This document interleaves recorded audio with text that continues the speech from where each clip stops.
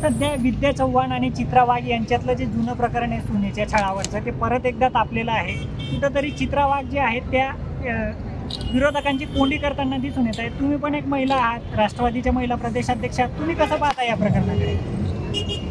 मला असं वाटतं सत्ताधारी पक्षामधल्या काही लोकांना फक्त बोलायचं आणि महाराष्ट्रातलं वातावरण खराब करायचं याच्यासाठी त्यांना काहीतरी सुपारी दिलेली दिसते। त्यातल्या चित्राताई या सुपारीबाज नेत्या मला वाटतात।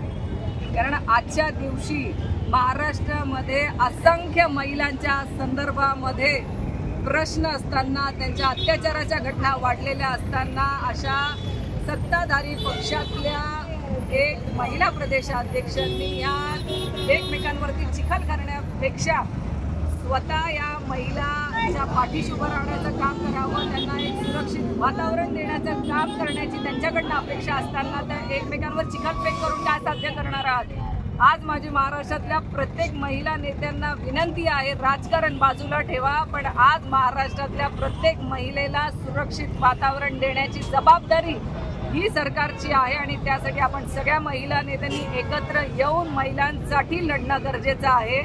जे आज आम्ही राष्ट्रवादी काँग्रेस महिला पदाधिकारी सगळे करतोय त्यासाठी तुम्ही देखील आमच्या सोबत यावं आणि महिलांसाठी एक सुरक्षित वातावरण सरकारने देण्याची जी आमची मागणी आहे त्यासाठी त्यांनी देखील आमच्या सोबत यावं। मी आवाहन करते त्यांना, चिखलफेक करून काही होणार नाही। आज तुम्हाला संपूर्ण महाराष्ट्र बघत आहे, तुम्ही आदरणीय पवार साहेबांवरती जी टीका करतायत ना, आदरणीय पवार साहेबांवर टीका करण्याची उंची पण तुमची नाही आहे। कारण आज त्या माणसाने असंख्य नेत्यांना घडवलंय आणि मी अभिमानाने सांगू शकते की सगळ्यात जास्त महिला नेत्या घडवण्याचं काम हे आदरणीय पवार साहेबांनी केलेलं आहे।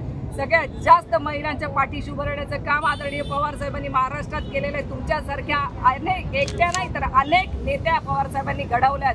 त्याच्यामुळे पवार साहेबांवरती टीका करताना 100दा विचार करा, कारण आम्ही या सगळ्या महाराष्ट्रातल्या त्यांच्या खंबीर मुली त्यांच्या पाठीशी आहोत। त्यांच्या बाबतीमधला एक शब्दही आम्ही ऐकून घेणार नाही।